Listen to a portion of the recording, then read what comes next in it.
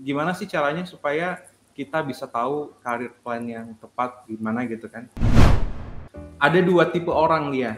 Pertama adalah orang yang sudah tahu dia mau kemana, maksudnya dia sudah punya arah plan kemana gitu kan.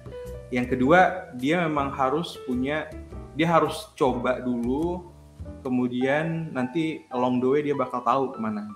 Dua-duanya nggak ada masalah gitu, dua-duanya bagus tergantung orangnya gitu kan. Tapi kalau misalnya saya pribadi biasanya gini, kita buat arah dulu di awal gitu kan mau kemana, tapi jangan sampai itu set in stone, meaning jangan sampai itu terlalu fix ke sana dan itu nggak bisa diubah.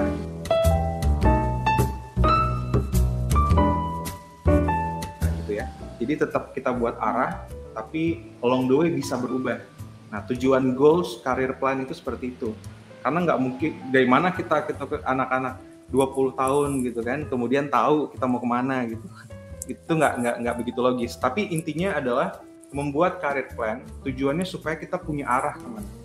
Kalau misalnya orang yang tidak punya career plan, mereka cenderung ya, nggak semua, tapi cenderung untuk coba semuanya. Tapi saking coba semuanya agak kurang terarah gitu. Sedangkan orang yang punya career plan, dia akan coba sesuai dengan arahnya. Ketika itu oke, maka dia akan menuju ke sana terus. Tapi kalau misalnya rasanya itu nggak oke, maka dia akan deviate, dia akan belok arahnya sedikit. Misalnya dari arahnya ke barat, sekarang jadi barat daya gitu kan. Jadi intinya itulah. Nah, caranya adalah Amelia pertama harus riset dulu banyak-banyak lihat. Karena posisi-posisi di luar sana itu banyak sekali kan. Ada-ada aja nama pekerjaannya gitu. Tapi yang paling penting adalah Amelia ini sukanya apa? Sukanya mempraktis skill apa gitu ya. Bukan sukanya apa, karena kerja itu nggak ada yang mudah, susah semua dan ribet semua, capek semua lihat. Tapi Amelia ini pengen develop skill apa?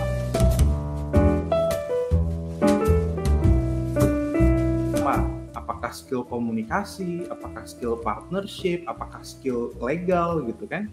Tapi jangan sampai skillnya kayak administrasi, karena di semua pekerjaan pasti ada administrasi gitu. Apakah skill critical thinking, apakah skill menganalisa data. Nah, jadi step pertama yang harus Amelia tahu adalah Amelia pengen mendevelop skills apa. Itu dulu. Itu yang paling pertama. Yang kedua, itu kan internal yang pertama. Yang kedua, apa yang Amelia pengen contribute to the society.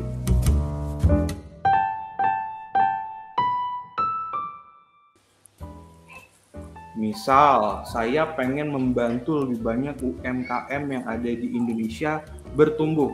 Maka bisa jadi posisinya sesuai dengan skill tadi, tapi saya mau bekerja di perusahaan misalnya contohnya e-commerce gitu.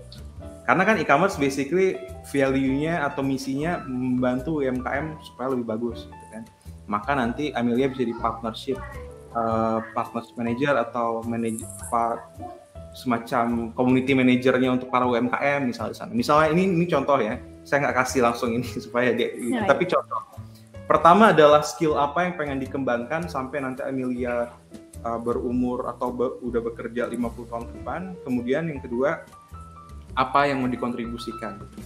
Nah, kalau misalnya bisa nih, ini opsional yang ketiga adalah ketika Amelia sudah riset gitu kan, terus Amelia tahu, in my top of career, di puncak karir saya pengen menjadi seorang CFO, seorang CEO, seorang CMO gitu, atau seorang business person gitu kan, itu bisa juga. Tapi ini opsional ya, karena biasanya nggak semua orang bisa atau cocok dengan cara ketiga ini. Tapi yang paling penting 2 cara di awal tadi itu sangat-sangat fleksibel dan cocok untuk hampir semua orang. Menurut Lia gimana? Oh iya, kalau saat ini mungkin saya masih cari-cari ya Kak, yang tipe kedua.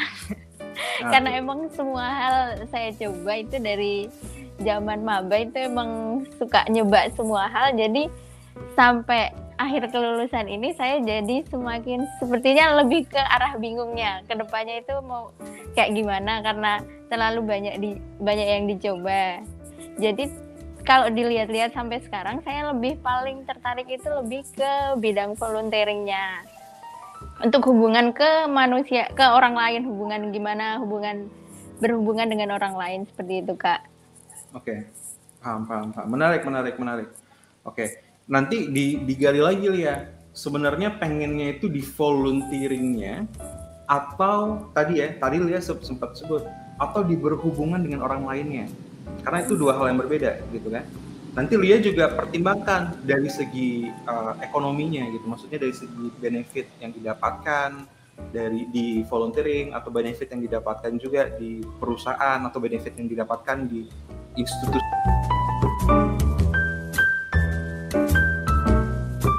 lainnya gitu kan, untuk bisa terus bekerja dalam scope atau lingkup berhubungan dengan orang lain gitu. Karena itu juga harus, kalau misalnya kita ngomongin karir, pasti harus dipertimbangkan juga, bukan hanya sekedar skill kemudian kontribusi, tapi compensation benefit juga harus tahu. Kemudian yang selanjutnya adalah yang 3 itu sih yang paling penting gitu. Nah, harus discover lagi terhadap diri sendiri. Yang saya suka itu apakah di volunteeringnya, ya kan, atau di berhubungan dengan orang lainnya. Nah, caranya gimana? Ya kita introspeksi diri. Terus yang kedua, coba aja gitu. Coba aja, let's say tes magang atau internship di perusahaan atau di startup atau di institusi lainnya gitu kan. Tapi bukan yang volunteering. Nah, rasanya gimana? Kalau misalnya rasanya cocok, maka bisa jadi peluangnya bukan gara-gara volunteeringnya, tapi berhubungan dengan orang lainnya. Tapi kalau nggak cocok, berarti memang Amelia ini lebih oke mungkin atau lebih cocok di volunteering. Bahkan berarti nanti banyak ada NGO profesional gitu kan, atau CSR yang bisa di-apply ke sana. Gitu sih. Oke, Kak. Tapi the good things is Lia adalah Lia terus mencoba sih, karena memang fresh graduate itu harus terus coba sih. Kita nggak pernah tahu kan, soalnya harus terus coba. Tapi jangan sampai cobanya itu terlalu random. Cobanya juga within the framework lah, within the line. Sehingga nanti ketika udah coba satu, kita introspeksi lagi, kita evaluate apakah ini cocok.